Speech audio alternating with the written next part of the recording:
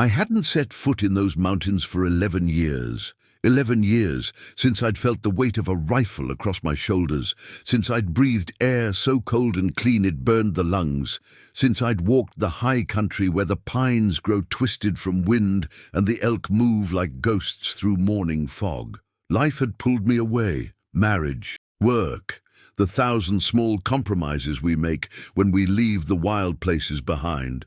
But my grandfather's voice never left me, not really. Even on his deathbed, with autumn light slanting through hospital blinds, he'd gripped my wrist with surprising strength and spoken words that made no sense at the time. "The old mountain remembers you," he'd whispered, his eyes focused on something beyond the sterile walls. "When you go back, and you will go back, watch the ridgeline at dawn. What's up there has been watching us for generations, longer than our family has had a name. Don't go looking for it, but if it shows itself, you remember this. We're guests there, always have been." I'd nodded, thinking it was morphine talking, the rambling of a mind slipping away. But those words followed me through every season that passed, growing heavier somehow, until I couldn't ignore the pull anymore. My younger brother didn't need convincing when I called him that September. He'd never stopped hunting, never left the life behind the way I had. And the excitement in his voice reminded me of when we were boys, following our grandfather through these same valleys. We planned it for 2 weeks, studied maps, checked weather patterns. But there was something else drawing me back beyond the promise of elk. The night before we left, I found myself standing in my garage, running my fingers along. The old Remington that had been my grandfather's, then his father's before him. The wood was smooth from decades of hands, and I swear I could smell wood smoke and pine pitch, though the gun had been locked away for years. My wife found me there past midnight, and when she asked if I was all right, I couldn't explain the feeling, like I was being on call to fulfill an obligation I never knew I'd made. She kissed my forehead and told me to be careful, but there was something in her expression, a flicker of concern that went deeper than the usual worry. "Your grandfather used to get that same look," she said softly, "right before he'd disappear into those mountains for weeks at a time." The drive took us through towns I barely recognized, places where old timber mills stood hollow and abandoned, where the forest seemed to be slowly reclaiming what had been taken from it.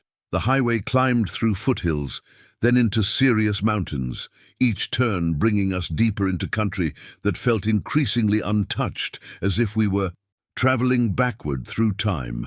My brother talked about elk patterns and weather systems, practical hunting talk, but I found myself staring at the ridgelines, at the dark spine of mountains that seemed to be watching our approach.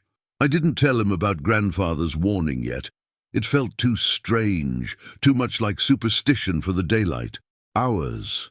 But as we turned onto the Forest Service road, the one that would take us to the trailhead where we'd begin our trek into the backcountry, I felt something shift in my chest. The radio lost its signal and died into static, leaving only the sound of gravel under tires and the wind moving through standing timber. My brother switched it off, without comment, and we drove the last 10 miles in silence, both of us feeling it now, that sense of crossing an invisible threshold into territory that operated by older rules than the ones we'd learned. We reached the trailhead as afternoon light turned golden, the kind of light that makes everything look both beautiful and somehow final. Standing there at the edge of the wilderness, packs heavy on our backs and the trail disappearing into shadow beneath ancient trees, I felt my grandfather's presence so strongly I almost turned around expecting to see him. The warning echoed in my mind as I studied that high ridgeline, jagged against the sky. "Watch what's up there, it's been watching us." My brother started up the trail first, eager and confident, but I lingered a moment longer, my eyes scanning the distant tree line where rock met sky. And maybe it was nothing, maybe just a trick of fading light and anticipation. But I could have sworn I saw movement up there, something large shifting between the rocks before melting, back into the mountain's shadow. The wind changed direction, carrying a scent I couldn't name, something wild and old that made the hair on my neck stand up. I shouldered my rifle and followed my brother into the wilderness, not knowing then that we were walking toward an encounter that would change everything. I thought I understood about those mountains, about the things that dwell in the deepest wild places, and about the promises made long ago by men who knew better than to break them. We made camp in a valley that looked like something out of a dream, the kind of place hunters spend their whole lives searching for. The creek ran clear and cold between moss-covered stones, and elk. Sign was everywhere. Fresh rubs on the aspens, tracks in the soft earth, the distinctive trails cutting through meadow grass still bent from their passing.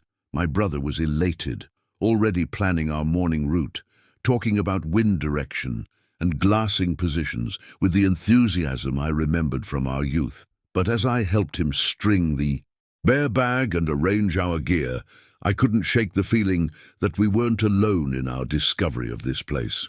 The valley felt used somehow, inhabited in a way that had nothing to do with the elk.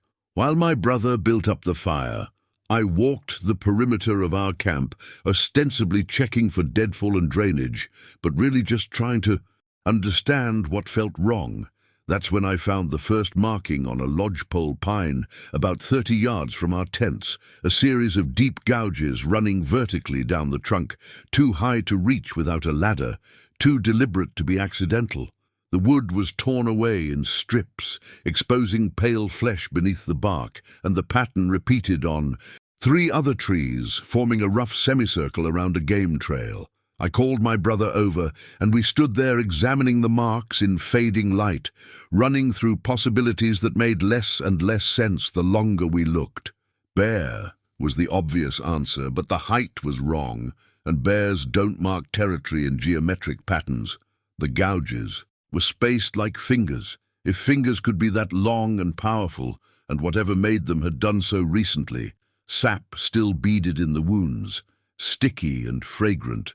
My brother pulled out his phone and snapped pictures, trying to match them against images of known animal markings, bear and cougar and elk, but nothing aligned. There was something methodical about the placement, almost architectural, as if the trees had been marked to delineate a boundary we couldn't see but had certainly crossed. We followed the trail and found more markings, some fresh and some weathered grey with age, suggesting whatever claimed this territory had been maintaining these boundaries for years, perhaps decades. The deeper we walked, the more elaborate the signs became, branches twisted and woven into shapes that couldn't be windwork, stones stacked in cairns that seemed to point toward the ridgeline above us. My grandfather's voice whispered through memory. The old mountain remembers. What's up there has been watching. When we returned to camp, the fire was burning low and the darkness had come complete, that absolute black you only find in wilderness, far from any human light. My brother wanted to discuss what we'd found, to rationalize it into something explainable, but I found myself watching the tree line instead, studying the spaces between trunks where firelight couldn't reach. The elk should have been moving to water. It was the right hour, the right conditions, but the forest had gone silent in a way that felt like held breath, like everything with sense had found somewhere else to be. We'd both been hunting long enough to know what predator presence does to a landscape, how prey animals vanish when apex hunters are near. But this felt different, more complete, as if the entire valley had withdrawn into itself. I pulled out my own phone and scrolled through the photos we'd taken, zooming in on the tree markings. And that's when I noticed something that made my blood go cold. In the bark beside the gouges, pressed into the soft wood, was a handprint, or something. Very much like one, except the proportions were all wrong. The palm too broad, the fingers too long, the whole thing scaled up like a child's drawing of a hand, made nightmarishly large and real. My brother saw my expression change and reached for the phone, his face illuminated by the screen's glow as he processed what he was seeing. Neither of us spoke for a long moment, and in that silence we heard it, A sound from up the valley, distant but clear, like wood knocking against wood in a rhythm that wasn't random. 3 strikes, then silence, then 3 more strikes echoing off the canyon walls. Deliberate as Morse code, purposeful as language, we sat frozen, listening as the pattern repeated. From a different location, closer now, and then answered by another series of knocks from across the creek, forming a triangle of sound with our camp at its center. Whatever marked these trees was out there in the darkness, communicating, coordinating, responding to our presence with an intelligence that shattered every assumption we'd carried. Into these mountains, I felt my grandfather's words settling into my bones with new weight. We're guests here, always have been, understanding for the first time that this wasn't just wilderness, it was territory, and we'd walked into it carrying the arrogance of men who thought the wild places were empty, waiting, ours for the taking, never. Imagining that something far older than our species might still be keeping watch over lands we'd forgotten were never really ours at all. We didn't sleep that night, not really. We kept the fire built high and sat with our backs against each other, watching opposite directions as the knocking continued sporadically through the darkness. Sometimes near, sometimes distant, always methodical. When dawn finally broke grey and cold over the ridge, my brother suggested we scout upstream where we'd seen the heaviest elk sign the day before, and I agreed partly because it made tactical sense, but mostly because I couldn't stand another hour sitting in camp waiting for something to happen. We moved quietly through the forest, our rifles slung but accessible, following the creek as it wound deeper into the valley, where the pines grew thick enough to filter the early light into something thin and green and ancient. The silence persisted, unnatural and complete, broken only by our footfalls and the water's constant murmur over stone. And I realized I hadn't heard a single bird since we'd entered this drainage, not the previous evening, nor through the long night, nor now in the hour when ravens and jays should have been announcing the morning. The stream narrowed and deepened as we climbed, cutting between moss-slick boulders, and we were picking our way along the bank when my brother stopped so abruptly I nearly collided with him. He was staring down at the mud, at an impression in the soft earth beside the water that couldn't be what it appeared to be, except there was no other explanation that made any sense at all.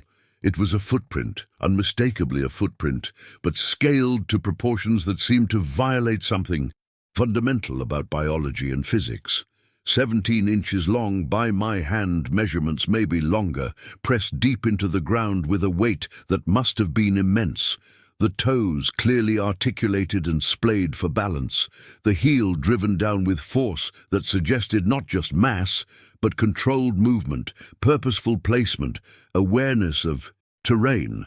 We found another print 3 feet ahead, and another beyond that, a walking stride that belonged to something at least 8 or 9 feet tall, each track sinking a good 2 inches into earth that barely held our own boot impressions. I knelt beside one of the prints and placed my hand next to it for scale, feeling something between scientific curiosity and pure primal dread as I traced the outline with my fingers. The track was fresh, perhaps only hours old, the edges still crisp, and the water seeping into the depression still clear rather than silted. Whatever made this had passed by while we sat huddled at our fire, had walked this creek bank in darkness with enough confidence to move through terrain that would have challenged us even in daylight, navigating obstacles we could barely manage with headlamps and caution. My brother was already following the trail with his eyes, counting prints, calculating speed and direction, his hunter's instinct overriding his fear because analyzing sign was familiar. Territory, even when the sign itself was impossible. The tracks led upstream and then abruptly turned toward the forest, climbing the steep bank in strides that seemed to defy the slope, and where the creature had grabbed a sapling to pull itself up, the bark was stripped away, and the wood beneath showed those same deep finger marks we'd found on the boundary trees. But what broke something open inside me, what made this real in a way that dissolved all my remaining skepticism, was what we found 20 yards into the forest where the tracks disappeared into needle duff. The creature had stopped there, had stood among the pines for long enough to sink into the soft ground, and the prints showed it had been facing back toward the creek, back toward the exact route we'd just traveled, meaning it had watched us approach, had observed us examining its trail, had been close enough to hear every word we'd spoken, and had chosen not to reveal itself. I felt the weight of that choice settle over me like a physical thing, the recognition that we'd been seen and assessed and permitted to continue, that our lives had been held in consideration by an intelligence we'd pretended didn't exist. My grandfather's warnings echoed with new clarity, and I understood that everything I'd dismissed as superstition and old man's fancy had been truth carefully preserved through generations. Knowledge that men like me had forgotten in our certainty that we'd catalogued every mystery, conquered every wilderness, and made the world small enough to understand. We returned to camp with daylight still holding, but made no attempt to cook or settle in for evening, instead building the fire higher than necessary and arranging our gear so we could reach everything without turning our backs on the forest. The waiting stretched time into something elastic and strange, each minute dilating with hyper-awareness as shadows lengthened and merged and finally swallowed the valley whole, leaving only our fire as a tiny island of light against an ocean of darkness that felt suddenly vast beyond comprehension. I'd hunted nocturnal predators before, had called in mountain lions and tracked wolves by moonlight, but this was different in a way that bypassed all my experience and spoke directly to some older part of my brain that remembered when humans weren't the most dangerous thing in the wild. My brother fed the fire methodically, breaking branches with sharp cracks that sounded like gunshots in the silence, and neither of us acknowledged what we both knew, that we were marking our presence as clearly as possible, announcing ourselves not as a challenge but as a courtesy, a request for recognition from whatever claimed dominion over these mountains. The vocalizations began, perhaps an hour after full dark, starting so low and distant I thought at first it was wind moving through the canyon, a resonance in the rock itself rather than any living thing. But the sound grew closer and more articulated, resolving into something that defied every category my mind tried to assign it, neither the scream of a cat nor the roar of a bear, nor any bird or elk or wolf I'd ever encountered. It was guttural and complex, carrying patterns that suggested language or at least intentional communication, rising and falling with cadences that felt almost like questioning, like speech heard through water or across some vast evolutionary distance. The calls came from different positions as whatever made them circled our camp in a wide perimeter, moving through terrain that should have been nearly impassable in darkness, with a silence between vocalizations that was somehow more terrifying than the sounds themselves. I found myself listening not just with my ears, but with my entire body, feeling the vibrations in my chest and bones, and understanding on some wordless level that this was exactly what my grandfather had described, the way the old ones announced themselves to those who entered their territory with awareness rather than arrogance. What disturbed me most profoundly wasn't the strangeness of the sounds, but their emotional weight, the way they carried, something that resonated with feelings I recognized, even if I couldn't name them. Loneliness, perhaps, or warning, or even curiosity. Between the calls, I could hear movement in the forest, massive displacement of brush, and the occasional crack of wood under enormous weight, always just beyond where our firelight penetrated, always maintaining that careful distance that felt less like stalking and more like observation. My brother gripped his rifle across his knees, but made no move to raise it or shine a light into the darkness, and I realized we'd both crossed some threshold of understanding, recognizing that whatever circled us could have closed that distance any time it chose, that we remained untouched, not through our own power but through its restraint. The creature was teaching us something essential about our place in these mountains, about hierarchies older than civilization, and I felt my grandfather's presence strongly then, as if he stood just outside the firelight, nodding in recognition that his warnings had finally taken root. Near midnight, the vocalization ceased abruptly, leaving a silence so complete it rang in my ears like tinnitus, and in that sudden absence I heard something closer than anything before, the slow, measured breathing of something large standing perhaps 20 feet behind me, where the firelight faded into shadow. Every instinct screamed to turn and look, to confirm what my ears reported. But I remained frozen, understanding somehow that this moment required stillness rather than confrontation, acceptance rather than defense.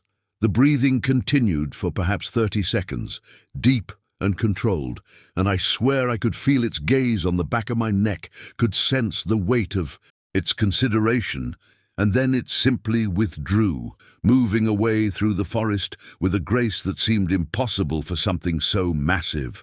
My brother and I sat motionless until dawn, never speaking, bound together by an experience that had changed something fundamental in how we understood the world and our small place within its ancient mysteries.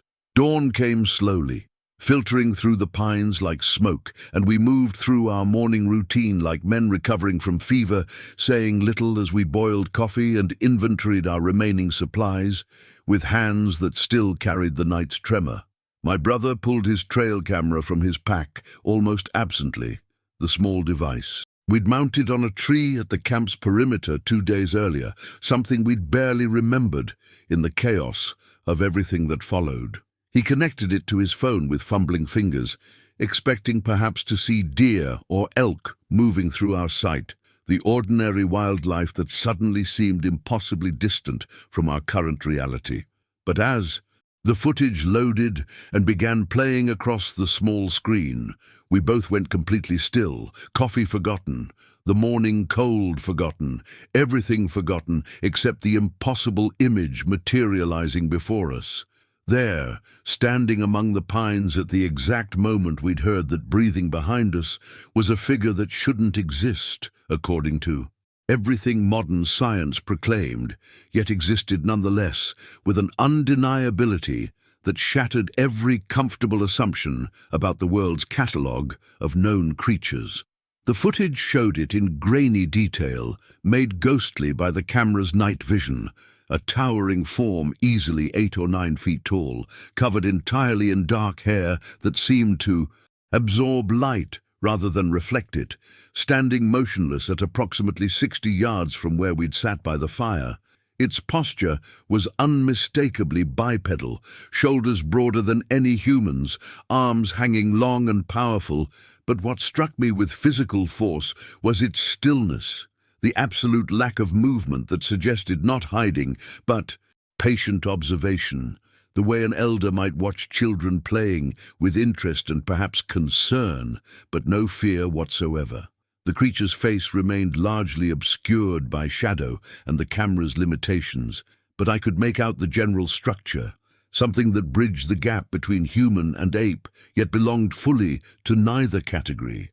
An evolutionary path that diverged so long ago, our languages had no proper names for it. My brother played the footage again, then again, neither of us speaking as we watched this being simply stand and observe us for nearly 4 minutes, before turning with fluid grace and disappearing into the forest with barely a disturbance of the undergrowth, moving as if the wilderness itself parted to accommodate its passage. What devastated me most profoundly wasn't the creature's existence, but its eyes, visible for perhaps 3 seconds when it shifted slightly and caught the camera's infrared at the perfect angle, dark and intelligent and filled with something I can only describe as ancient sadness.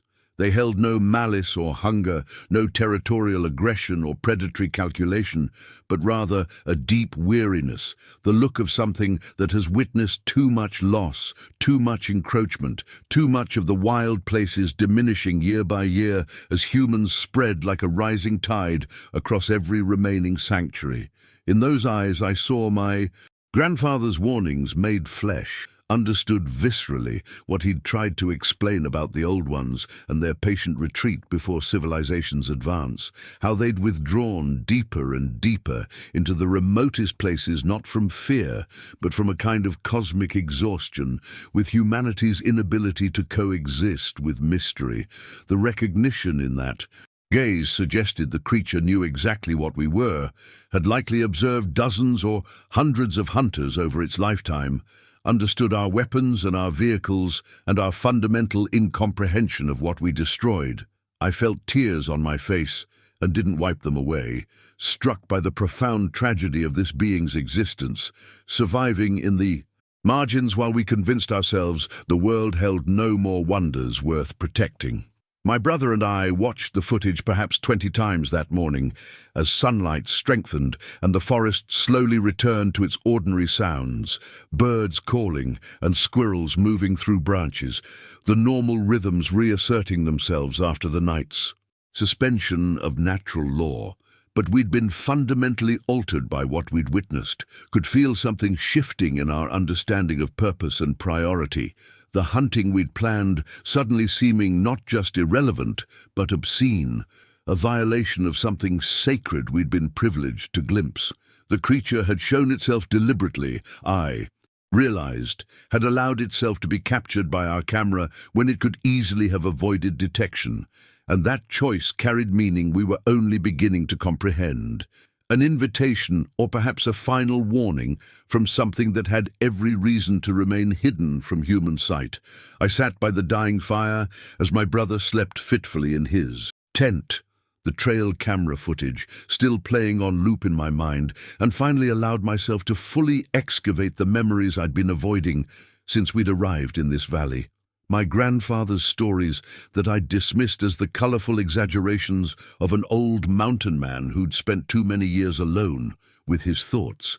He told me about the Old Ones during our last hunting trip together when I was 19, speaking with an urgency I'd attributed to his failing health rather than genuine warning, describing beings that had walked these mountains long before the first human tribes crossed the land bridge from Asia, before our species learned to shape stone or speak in complex language. According to his account, passed down through generations of hunters in our family who'd learned to read the wilderness in ways modern people had forgotten, these creatures weren't animals in any conventional sense, but rather something that existed in the space between the natural and supernatural, physical beings with spiritual significance that indigenous peoples had understood and respected for millennia. My grandfather spoke of them as protectors and witnesses, ancient consciousness that maintained balance in the wild places, appearing to those who ventured too deep or hunted without proper reverence, not to harm, but to remind humans of their place in an order far older and more complex than our brief civilizations could comprehend. I'd nodded and smiled and privately thought him lost to nostalgia and superstition, never imagining I'd one day sit in these same mountains with photographic evidence that every word had been true. The weight of that dismissal crushed me now with something approaching grief, understanding how casually I'd discarded wisdom that had been carefully preserved and transmitted across generations. How readily I'd accepted the modern worldview that declared anything unmeasured by science to be fiction or delusion. My grandfather had tried to teach me that these mountains demanded respect beyond simply following game laws and leaving no trace, that there existed protocols and acknowledgments required when entering the deepest wilderness, offerings and intentions that maintained an ancient compact between humans and the forces that predated us. He'd described specific signs to watch for, territorial markings that weren't quite animal, arrangements of stones that formed, patterns too deliberate for nature, areas where the forest fell silent in ways that signaled sacred ground. And I recognized now with sickening clarity that we'd encountered every single warning he'd described and pushed forward anyway, in our arrogant certainty that we had every right to hunt wherever we pleased. The Old Ones revealed themselves, Only when necessary, he'd explained. When humans violated boundaries they should have recognized, or when the land itself faced threats that required witness and intervention, and their appearance was both gift and judgment, offering those who encountered them a choice between continued ignorance and painful awakening. I understood that we'd been given something precious and terrible, a glimpse behind the veil that most people lived and died without experiencing, and that glimpse came with responsibility I was only beginning to comprehend. As dawn light began painting the ridge above our camp, I pulled out the topographic map we'd used to navigate here and traced the valleys and peaks with new understanding, seeing patterns I'd missed before, areas where game trails converged in unusual formations, peaks that held indigenous names my grandfather had taught me, watersheds that seemed to radiate outward from specific points like spokes from a wheel. This entire region formed a kind of sanctuary, I realized, not designated by any government agency, but maintained by something far older, a refuge that had endured through centuries of human expansion because beings like the one we'd encountered had quietly, persistently defended it from the shadows.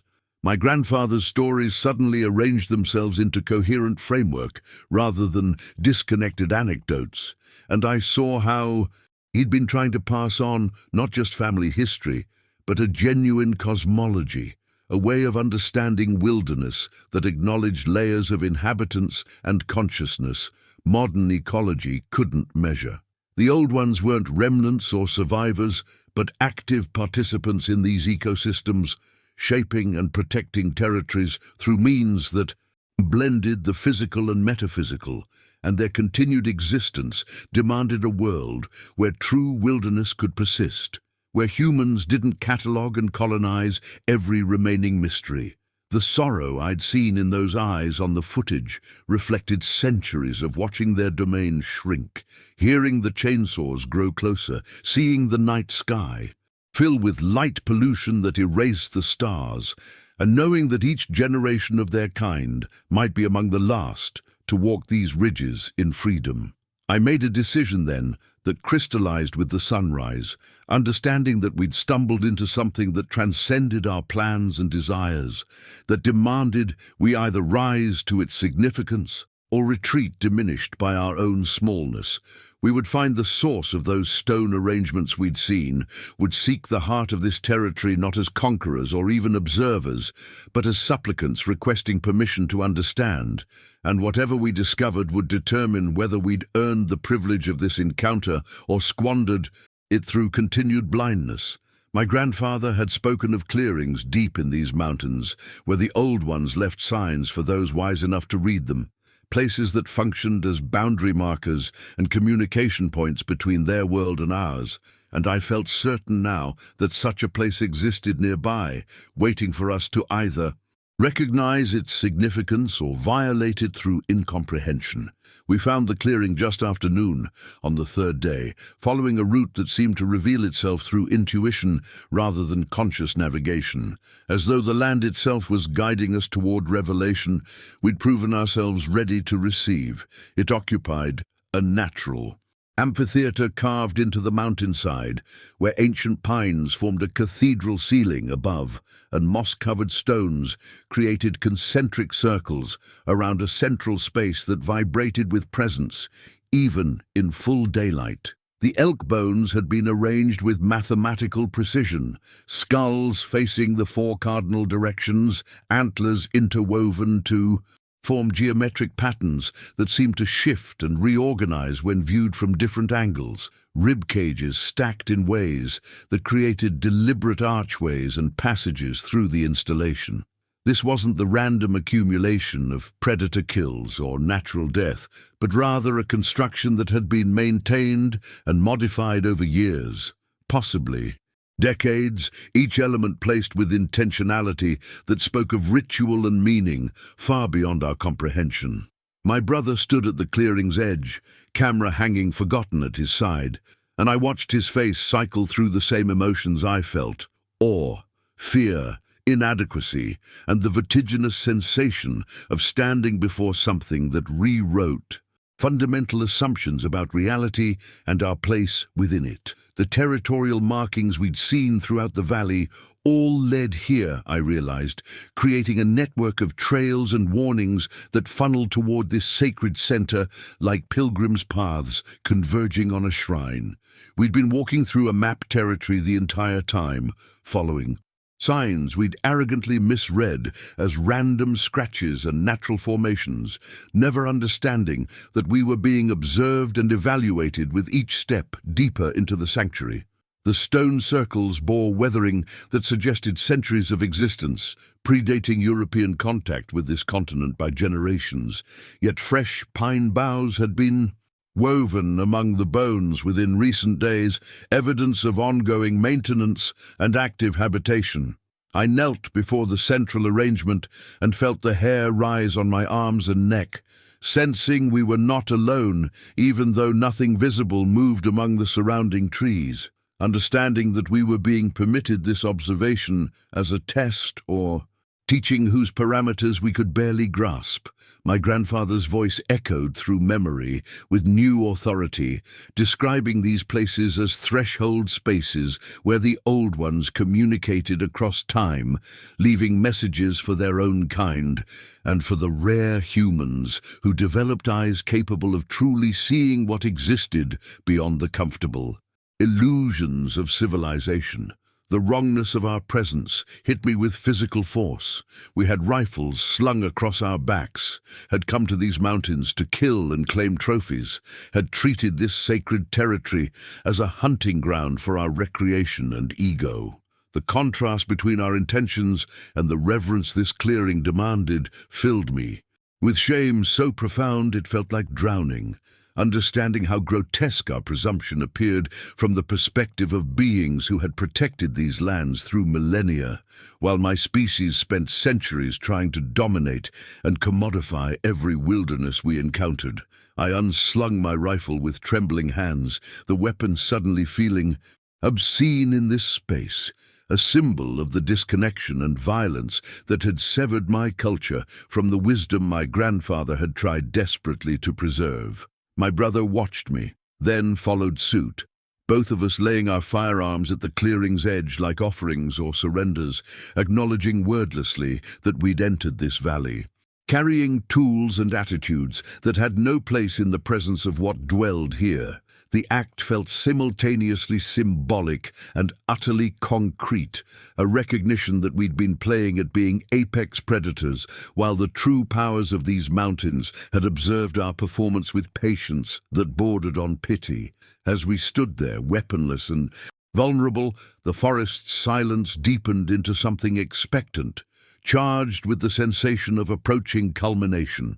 Movement flickered at the clearing's far edge, barely perceptible at first, then resolving into a shape that emerged from the tree line with deliberate slowness that allowed our minds time to process what our eyes were.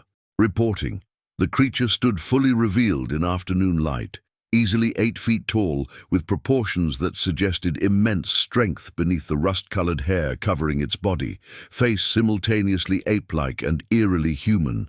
Eyes that held unmistakable intelligence, and something else I could only describe as ancient sorrow. This was the moment my grandfather's stories had been preparing me for across decades of patient instruction, the encounter that demanded I either honor the wisdom he'd transmitted or remain forever diminished by my inability to recognize truth when it stood before me in flesh and bone and undeniable presence. We stood frozen in that clearing, separated by perhaps 30 feet of sacred ground, and the creature made no move to approach or retreat, simply existing in that space with a stillness that seemed to slow time itself around us. Its eyes locked with mine, and I felt the full weight of its attention, like a physical pressure against my chest, not threatening, but profoundly assessing, measuring. Something in me that went deeper than courage or fear. The intelligence behind that gaze was unmistakable and humbling. This was no animal operating on instinct, but a being with consciousness that rivaled or exceeded my own, carrying knowledge accumulated across lifetimes I couldn't begin to fathom. I thought of my grandfather in that moment, understanding why he'd always spoken of the old ones with reverence rather than fear, why he'd insisted they were guardians rather than monsters, protectors of balance that humanity had spent centuries trying to destroy.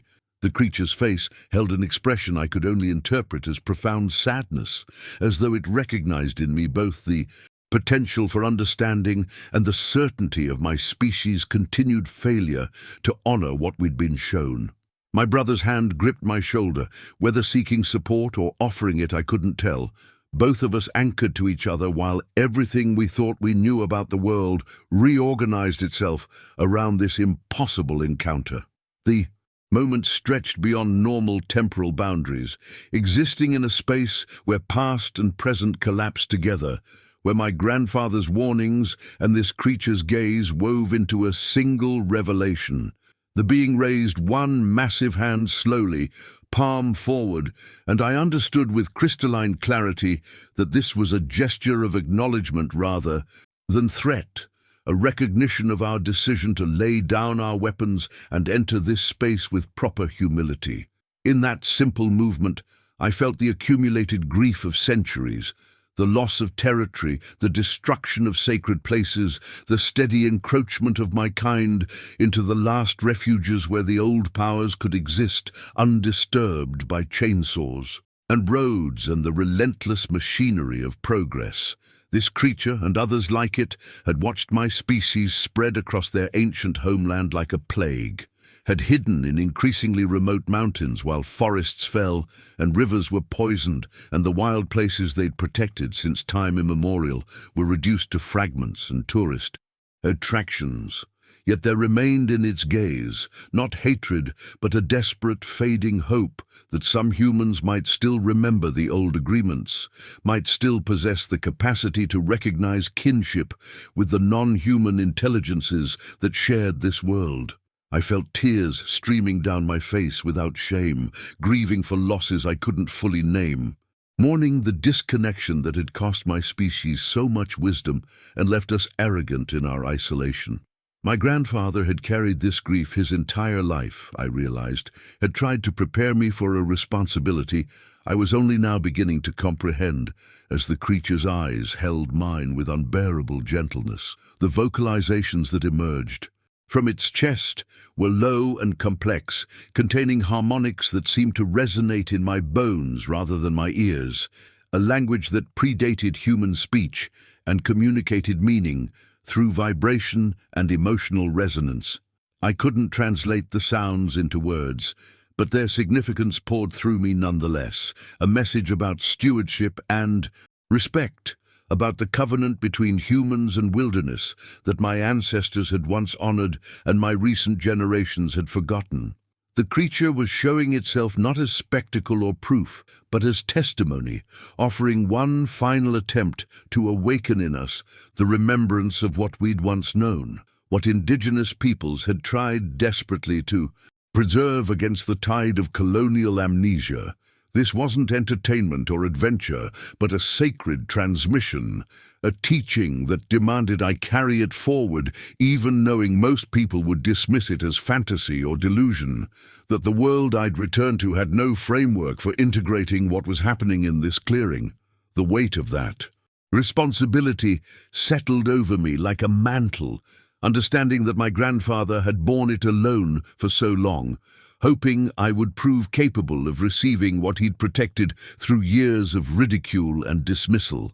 The creature's expression shifted subtly, and I sensed its awareness of my acceptance, a recognition passing between us that transcended the boundaries of species and time. Then, with the same deliberate grace that had characterized its emergence, the being stepped backward into the shadows beneath the pines, its form dissolving into the forest with such completeness that within seconds I questioned whether it had ever stood there at all.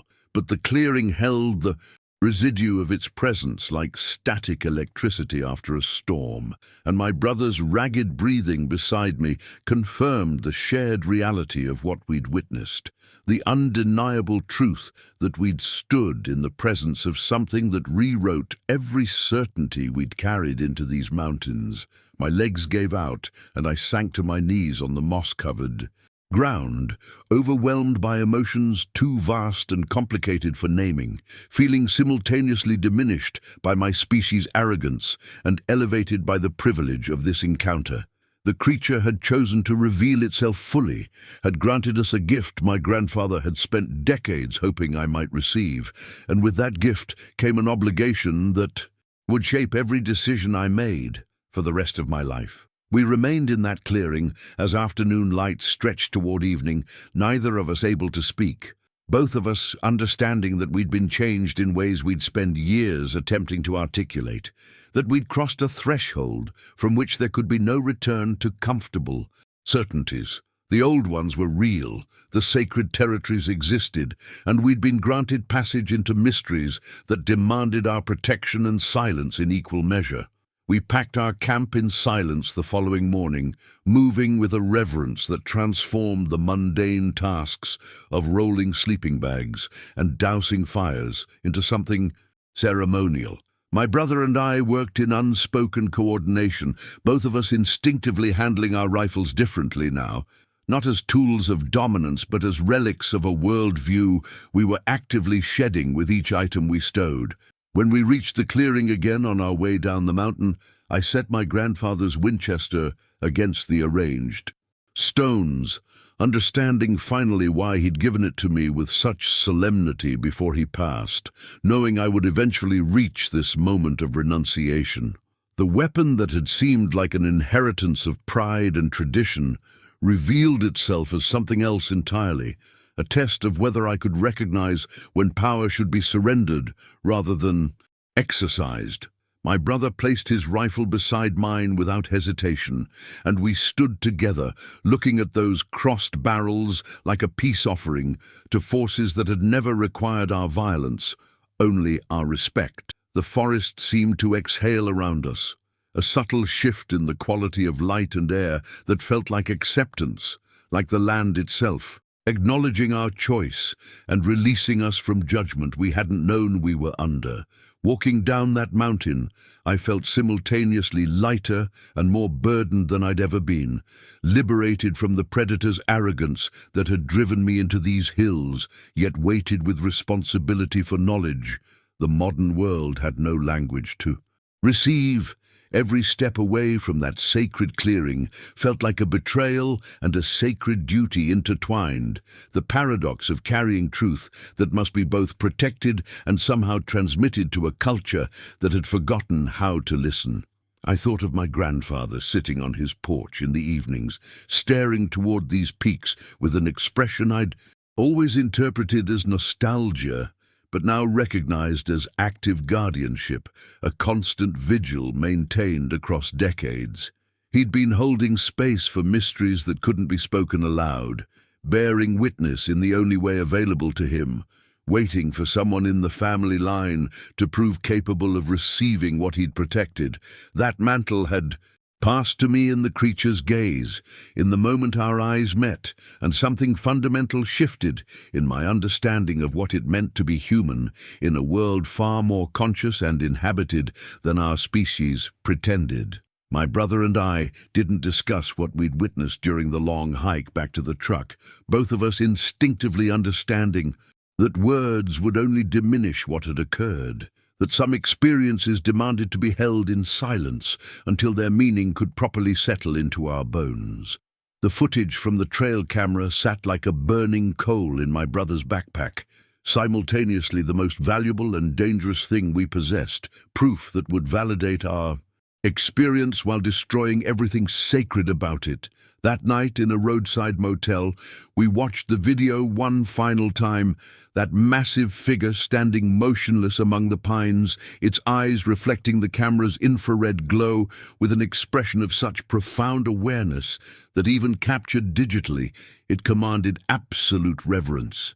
We saw ourselves in the background of one frame, small and vulnerable in our camping chairs, completely unaware of the intelligence observing us from the darkness, and I felt again that mixture of humility and gratitude that we'd been allowed to leave unharmed. My brother's finger hovered over the delete button for a long moment, and I saw in his face the same internal war I was fighting.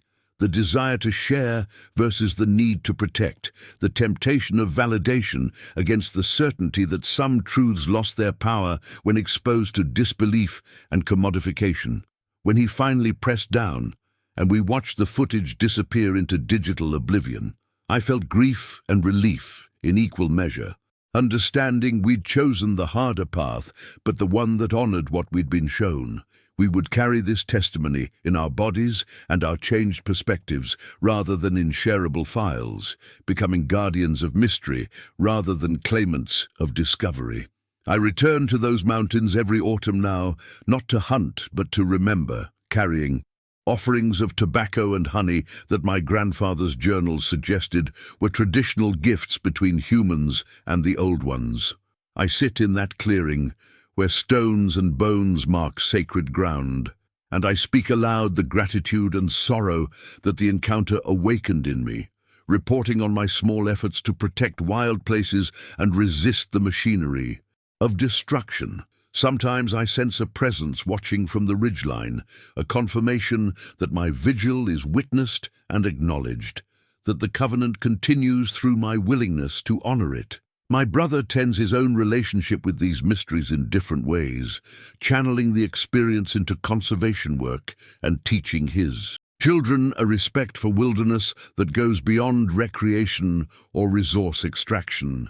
We never speak of what we saw to anyone who wasn't there, understanding that our testimony lives in how we move through the world rather than in the stories we tell at dinner parties. The rifles remain in that clearing, rusting slowly into the earth, a permanent marker of the day. Two men from the dominant species learned they'd never been apex predators at all, just children stumbling through a world far older and more conscious than we'd been taught to imagine, blessed finally with the wisdom to recognize our proper place within it. Years have passed since that encounter, and the secret has become less a burden and more a lens through which I see everything differently, transforming mundane moments into opportunities for recognition of the sacred that persists beneath our civilized surfaces. I watch people in grocery stores and traffic jams, all of us moving through our human concerns, and I wonder how many carry similar secrets, how many have touched the edges of mystery and returned changed but silent. My grandfather's journals, which I discovered hidden in his workshop after we returned, revealed a lineage of guardians stretching back generations, each keeper adding their observations and experiences to a record never meant for public consumption. He'd encountered the old one in 1952, his father in 1911, his grandmother as a young woman in the 1880s, each meeting described with the same mixture of terror and reverence, each guardian choosing silence and service over revelation and fame. Reading their entries, I wept for the loneliness they must have carried, the isolation of knowing what couldn't be shared, but I also felt profound connection across time, understanding I was never alone in this responsibility. They were with me in spirit, all those ancestors who'd stood where I stood, who'd looked into those ancient eyes and recognized something that demanded a complete reorganization of their relationship with the world. I've added my own testimony to the journals now, carefully documenting what my brother and I witnessed, preserving the truth for whoever in my bloodline proves ready to receive it next. The offerings I leave in the clearing have become a meditation practice, a ritual that grounds me when modern life threatens to sweep me too far from what matters most. I bring tobacco grown without chemicals, honey from wild hives, sometimes handmade items that required patience and attention, believing that the value lies in the intentionality rather than the objects themselves. I speak to the silence about the clear-cuts I've protested, the development projects I've opposed, the small victories and frequent defeats in the endless struggle. to preserve wild spaces against economic pressures. Some visits I sense nothing, just wind through pines and the ordinary sounds of forest life, and I've learned those absences teach as much as the presences. Other times the air grows dense with attention, and I know I'm being heard by intelligence that has watched human drama unfold across centuries that holds perspective our brief lifespans can barely conceive. On one visit, I found a stone placed deliberately atop the pile that hadn't been there before, perfectly round and smooth as though shaped by ancient hands, and I carry it now in my pocket as a talisman of connection. My wife notices when I return from these pilgrimages, though I've never told her the specifics, only that the mountains hold something sacred I need to honor, and she's learned to recognize the peace that settles over me after each visit, the way it sustains me through months of ordinary existence. What haunts me most isn't what I saw, but what it implies about everything we've destroyed in our ignorance.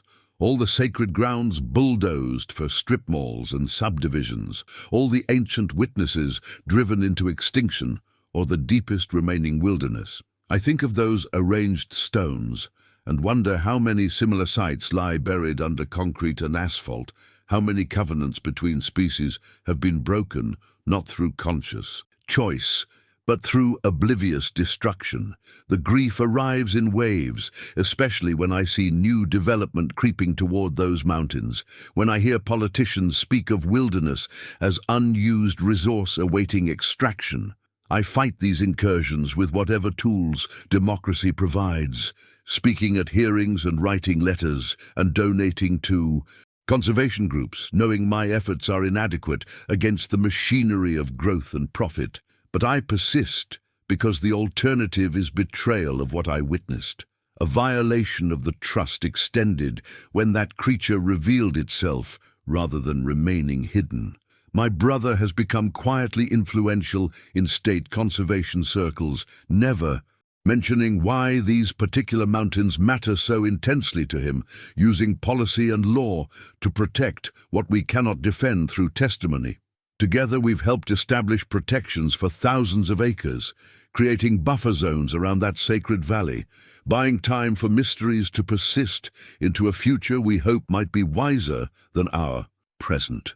Sometimes I dream of a world ready to hear this truth, where the existence of the old ones could be acknowledged without triggering invasions of researchers and tourists, without the commodification that destroys everything it touches. But I know that world doesn't exist yet, maybe never will, and so the footage remains deleted, the journals remain hidden, and the testimony lives only in how we conduct our lives. My children sense something about those mountains, asking questions I answer carefully, planting seeds of reverence without revealing what they're not yet ready to receive. Perhaps one of them will prove to be the next guardian, or perhaps the lineage ends with me. And the responsibility passes to strangers whose awakening will come through their own encounters. What I've learned is that the old ones don't need our belief or acknowledgement to exist, that they've persisted through centuries of denial and will continue regardless of whether humans ever collectively recognize them. Our awareness matters only to us, changing not them, but what we become through the humbling gift of knowing we share this world with consciousness far older than our own. I leave my offerings. I keep my silence. I do what little I can to protect the wild places. And I trust that some mysteries are meant to remain mysteries, that the sacred preserves its power through concealment, that my role is simply to bear witness and stand guard for truths the world isn't ready to receive. What secrets might be watching from the wild places you've walked through unknowing? Subscribe to hear more testimonies from the edge of mystery.